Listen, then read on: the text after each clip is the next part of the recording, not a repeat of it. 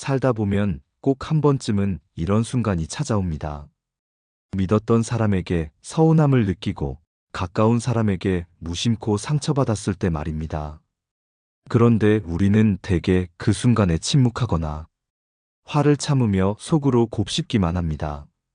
그러다 시간이 지나면 마음은 더 무거워지고 상대는 자신이 무슨 잘못을 했는지조차 모른 채 똑같은 행동을 반복하곤 하죠. 상담실에 찾아온 50대 여성 이은정 씨의 이야기를 들려드리겠습니다. 그녀는 남편의 무심함 때문에 늘 마음이 서운했습니다. 결혼 초에는 작은 일에도 수고했어라는 말 한마디에 행복했지만 세월이 흐르면서 그런 말은 사라지고 그저 일상에 묻혀 서로의 마음을 돌보지 않게 된 겁니다.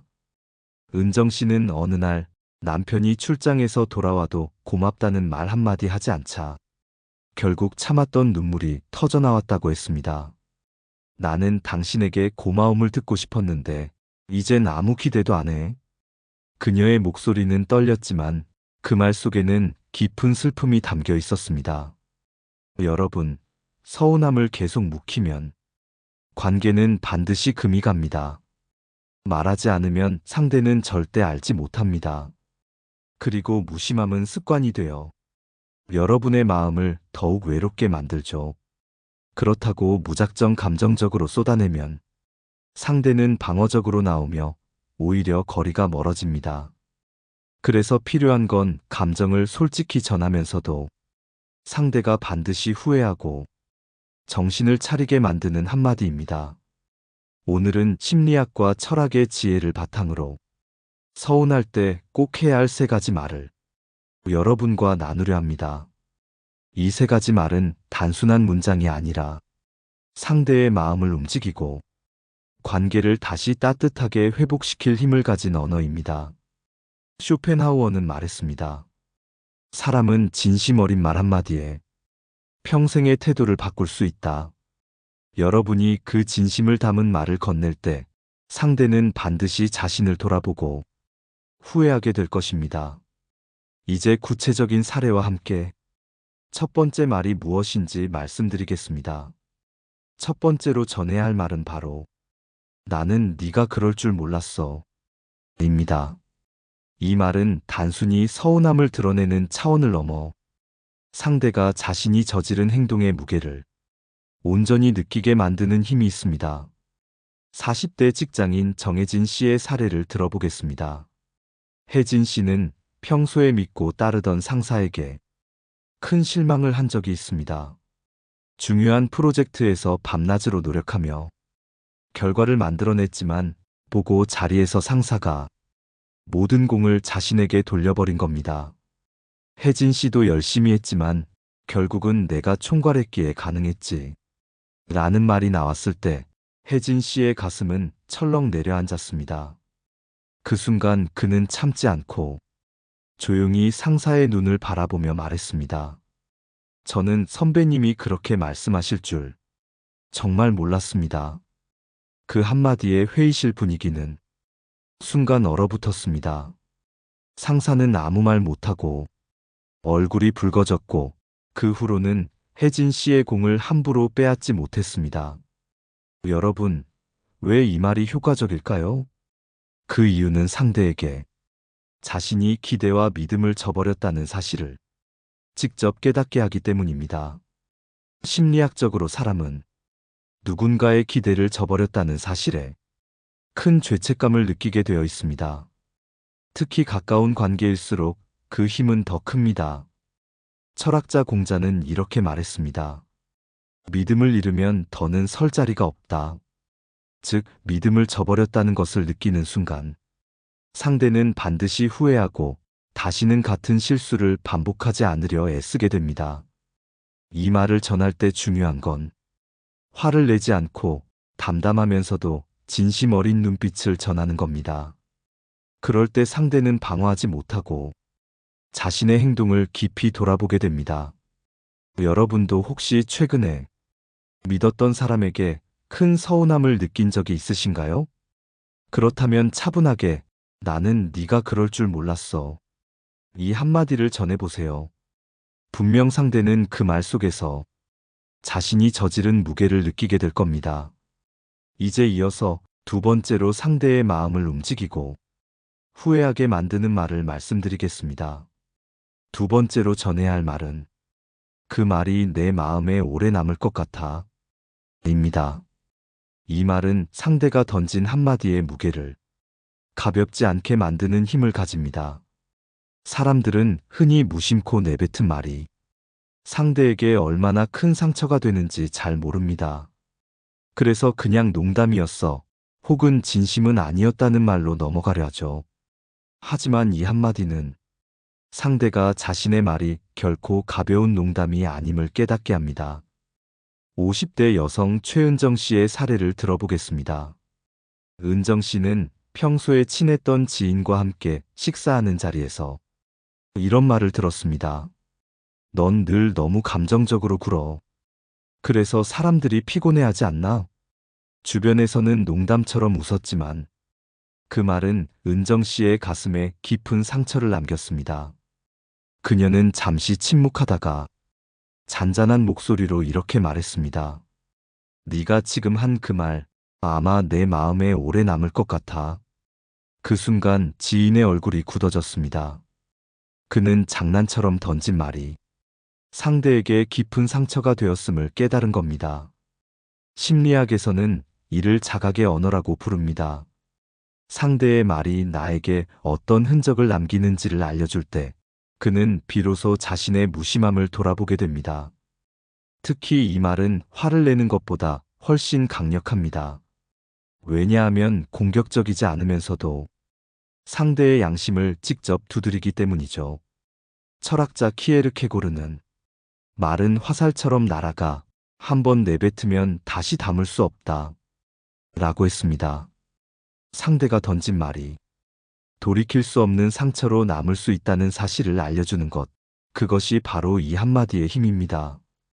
여러분, 혹시 누군가의 말이 여러분의 마음에 깊은 상처로 남은 적 있나요?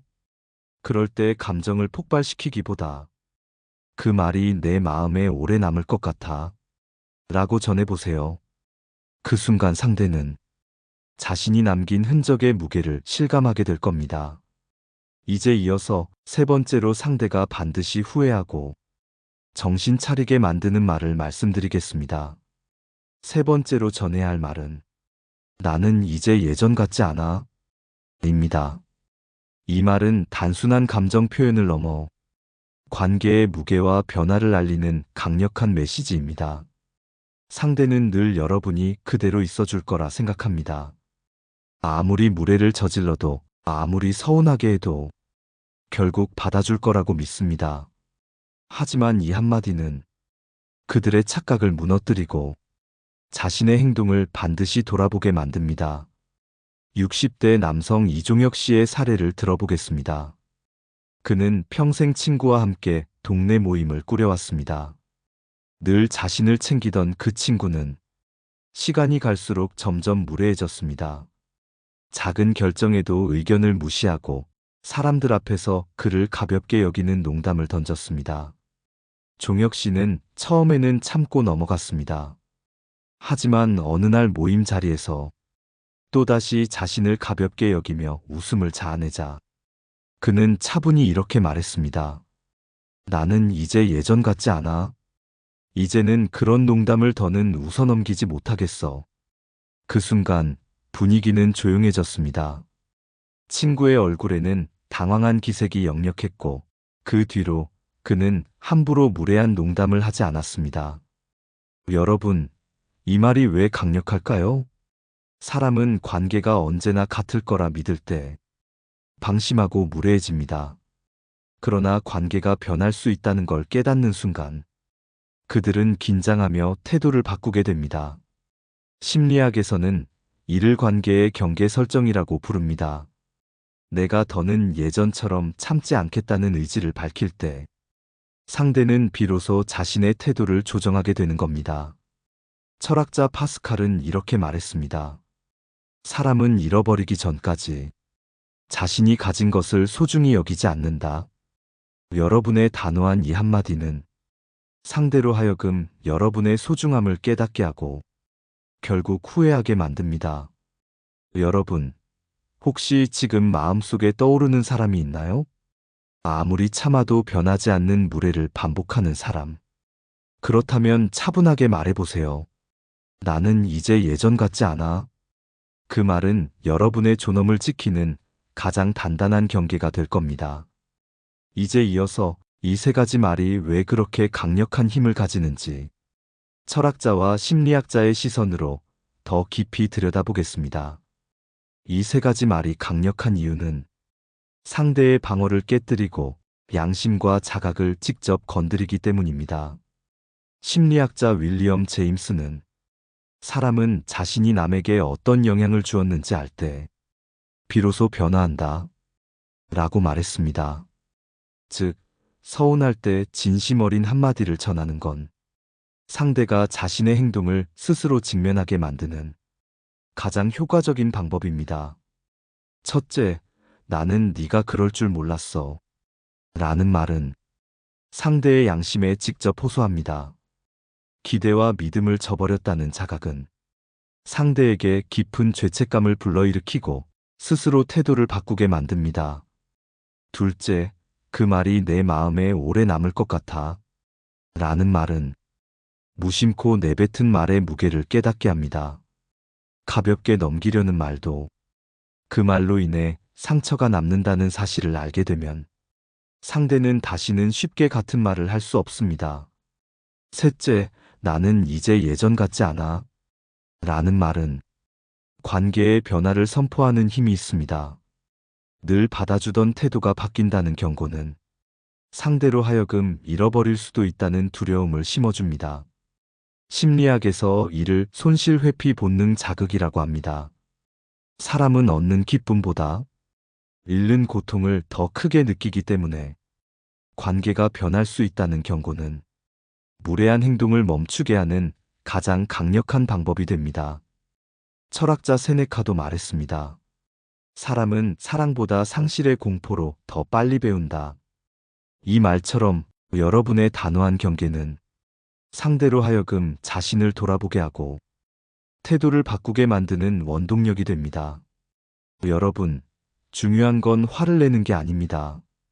담담하면서도 단호하게 내 마음에 남은 상처를 알려주고 관계의 변화를 예고하는 한마디.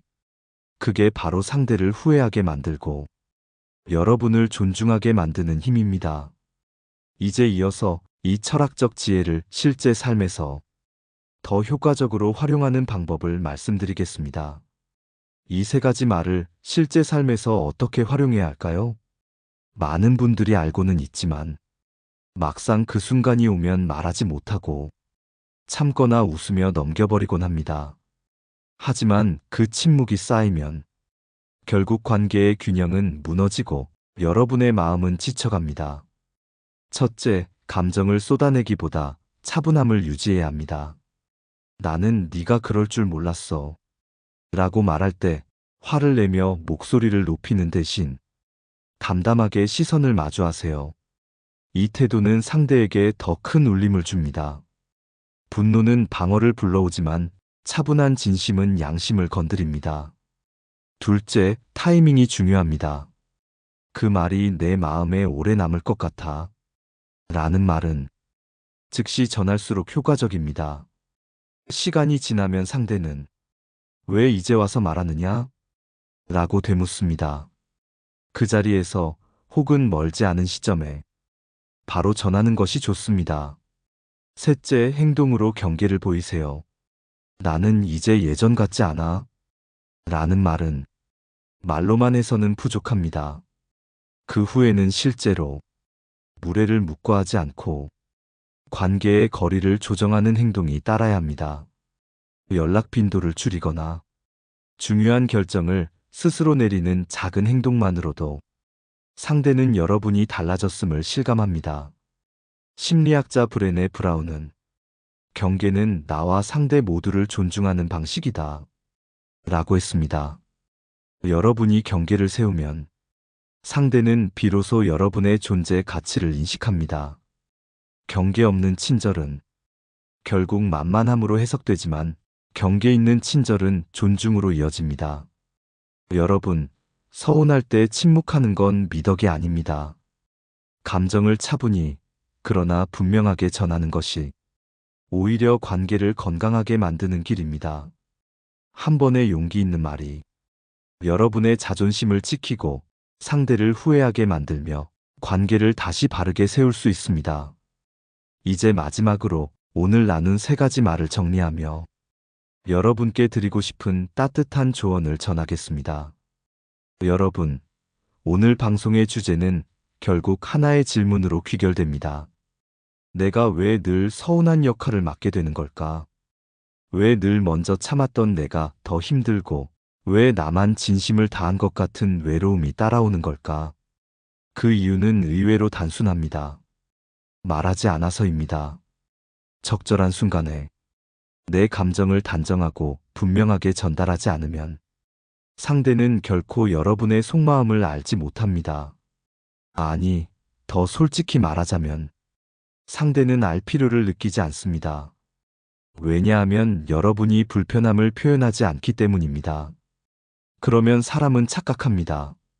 이 사람은 괜찮은가 보다. 이 정도는 해도 되는 사람이구나. 바로 여기서부터 관계의 균형은 무너지기 시작합니다. 그래서 오늘 이야기한 딱 3마디는 생각보다 강력한 힘을 가집니다. 나는 네가 그럴 줄 몰랐어. 그 말이 내 마음에 오래 남을 것 같아. 나는 이제 예전 같지 않아. 이 말은 감정을 터뜨리는 분노의 언어가 아닙니다. 침묵 대신 우아하게 경계를 세우는 자기 보호의 언어입니다. 말하지 않으면 여러분은 계속해서 사람들에게 만만한 사람, 감정 없는 사람으로 인식됩니다. 하지만 말하는 순간 상대는 당황하고 스스로를 돌아보게 됩니다. 그리고 그 관계는 조금씩 달라지기 시작합니다. 철학자 쇼펜하우어는 사람들은 자주 선량함과 약함을 혼동한다고 말했습니다. 여러분은 약한 게 아닙니다. 다만 선하게 살려고 애쓰는 중이었을 뿐입니다. 그러나 선함이 지혜를 만나야 비로소 사람들과의 관계에서 여러분 자신도 존중받을 수 있습니다. 이제 더는 혼자 서운함을 꾹 참고 있지 마세요. 이제 더는 괜찮아라고 말하며 속으로만 눈물 흘리지 마세요. 여러분이 조용히 던지는 한마디, 그 한마디가 사람을 깨우고 관계를 변화시키며 여러분의 삶을 지켜냅니다. 오늘 이야기 마음에 와닿으셨다면 여러분의 경험도 댓글로 나눠주세요. 누군가에게는 여러분의 한 문장이 큰 위로가 될지도 모릅니다. 구독과 좋아요는 여러분과 더 오래 함께 이야기 나누기 위한 약속이 됩니다. 진심으로 들어주셔서 감사합니다. 여러분이 서운함을 말할 수 있는 세상, 그런 하루가 되시길 바랍니다. 지혜의 숲이었습니다.